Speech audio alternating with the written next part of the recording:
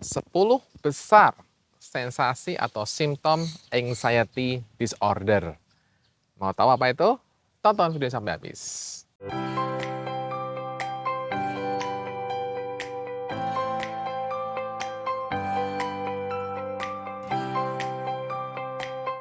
Teman-teman, ketika kita mengalami gangguan kecemasan atau anxiety disorder, kita akan mengalami banyak sensasi dari ujung kepala sampai ke ujung kaki. Kenapa?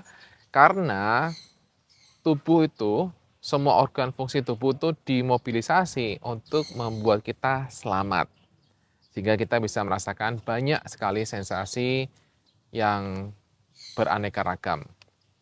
Nah, sensasi itu sangat banyak sekali dan tidak enak, dan teman-teman sudah merasakannya sendiri, itu sangat-sangat tidak enak, benar-benar tidak enak, sehingga teman-teman akan merasa khawatir atau takut ketika sensasi itu hadir. Nah, di video ini saya akan bahas tentang 10 besar sensasi anxiety yang biasanya muncul. Tentu ada banyak lain ya, dan ini berdasarkan versi saya saja. Oke, yang pertama adalah jantung berdebar. Jantung berdebar dengan kencang. Ya, jantung berdebar sangat kencang. Duduk. Itu benar-benar membuat kita sangat khawatir, sangat cemas kalau terjadi apa-apa dengan diri kita. Kita rasanya udah nggak nyaman, kemudian kita pikiran kita traveling, jangan-jangan mati, jangan-jangan ini akhir hidup gua, jangan-jangan ini penyakit kronis jantung, dan banyak hal lainnya. Nah, jantung berdebar sangat kencang ini itu juga bisa berbagai macam versi, teman-teman. Ada yang mengeluhkan bahwa jantungnya kayak skip, ada yang mengeluhkan kayak irama jantung tidak beraturan. Ya, itulah sensasi normal ketika Anda mengalami gangguan kecemasan. Tapi tentu saja garis bawahi dulu bahwa Anda wajib cek dokter jantung. Oke, Anda wajib cek dokter dulu. Kecemasan, gangguan kecemasan, dikatakan gangguan kecemasan ketika teman-teman sudah melakukan analisa, sudah melakukan cek medis secara keseluruhan.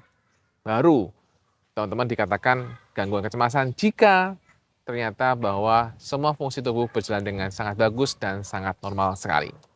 Oke, catat ya. Jadi tidak boleh teman-teman hanya jantung berdebar, kemudian mengatakan anxiety. Nggak bisa juga, harus cek dulu ke dokter ya.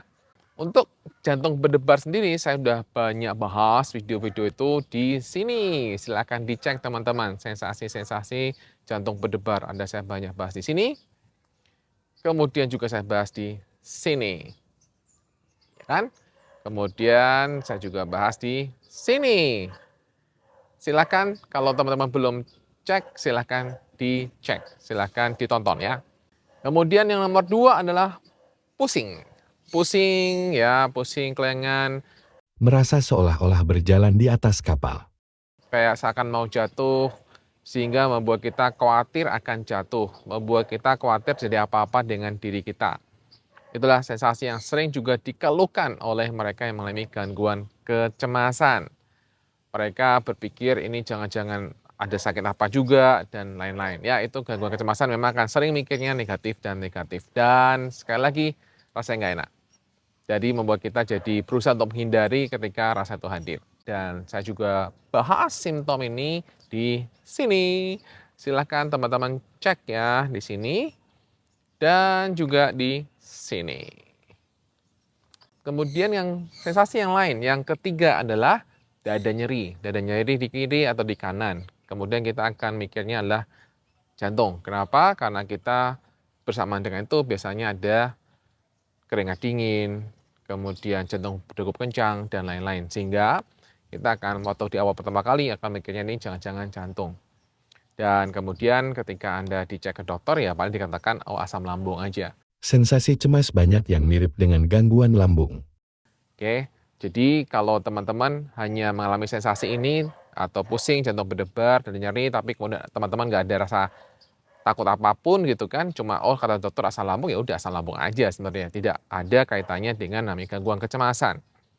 Jadi tidak perlu ketika teman-teman yang nonton ini ada hanya mempunyai masalah-masalah misalnya apa yang saya sebutkan tadi, tapi nggak ada ketakutan, ya udah normal, Anda bukan anxiety gitu ya. Kemudian yang keempat adalah masalah pencernaan. Masalah pencernaan ini bisa yaitu Anda mengalami GERD atau Anda mengalami dispepsia fungsional juga bisa.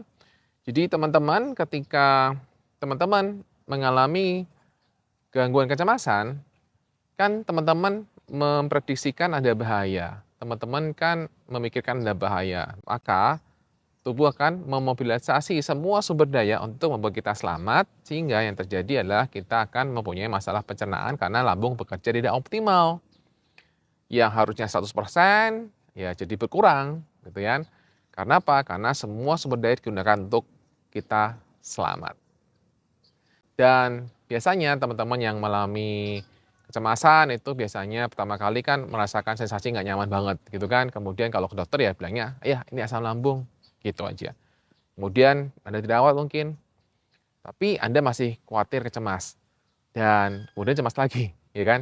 Nah, jadi teman-teman, kecemasan itu bisa menyebabkan masalah pencernaan, ya. Dan ketika teman-teman sudah punya masalah pencernaan, maka teman-teman selain juga teman-teman perbaiki pola pikir, maka juga teman-teman juga bisa ke dokter lambung. Karena dengan treatment yang tepat dengan lambung juga akan bantu teman-teman untuk bisa segera pulih, apalagi teman-teman dibantu dengan memahami pola pikirnya. Kemudian yang kelima adalah masalah nafas pendek, nafas rasanya nggak nyampe dan lain-lain. Itu adalah top 5 ya. Dan itu juga saya bahas di video ini. Dan juga di sini silahkan teman-teman cek. Itu teman-teman akan bisa mendapatkan pemahaman jauh lebih dalam ya tentang bagaimana mengatasinya. Keenam adalah teman-teman memiliki pikiran-pikiran yang sangat banyak. Pikiran-pikiran negatif itu sangat banyak sekali.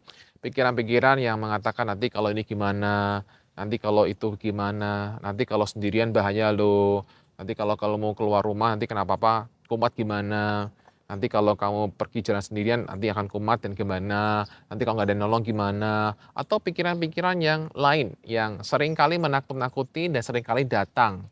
Dan seringkali yang terjadi adalah kita terbawa atau terhanyut dengan pikiran-pikiran yang hadir itu. Membuat semakin cemas, membuat semakin khawatir, membuat semakin sensasinya semakin dahsyat. Nah, teman-teman untuk ini perlu belajar untuk bagaimana memilih pikirannya, ya, supaya kita nggak terus terbawa dan terhanyut. Nah, untuk mengatasi pikiran-pikiran negatif yang sering banyak itu, teman-teman bisa menggunakan online course mengatasi teror pikiran negatif. Silahkan klik link di bawah, silahkan klik link di bagian deskripsi untuk teman-teman bisa mendapatkan solusi bagaimana untuk mengatasi pikiran-pikiran negatifnya.